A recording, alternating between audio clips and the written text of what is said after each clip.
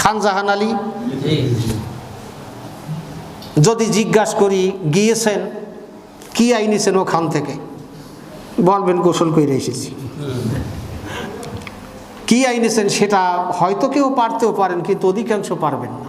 আপনারা খেয়াল করেছেন খাজা খান জাহান আলী রহমাতুল্লাহ আলাইহির যে মাজার দেখেছেন না আপনারা, যারা গিয়েছেন মাজার গিয়ে দেখেছেন? আচ্ছা, মাজারে কি কিছু খেয়াল করেছেন আপনারা?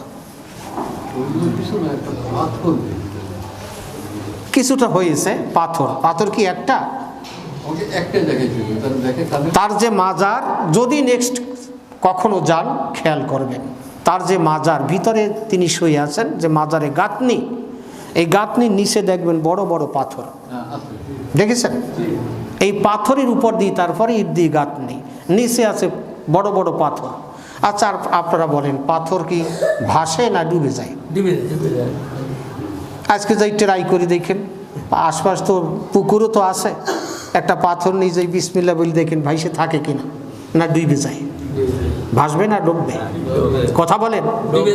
বড় পাথর নিয়ে মাথা ভাঙায় যখন বেশি পানি আসে, আষাঢ় শ্রাবণ মাসে বড় পাথর বুকের সাথে দড়ি দিয়ে বাঁধে, তারপর দেখেন আপনাকে ভাসিয়ে রাখে কিনা, করতে যাই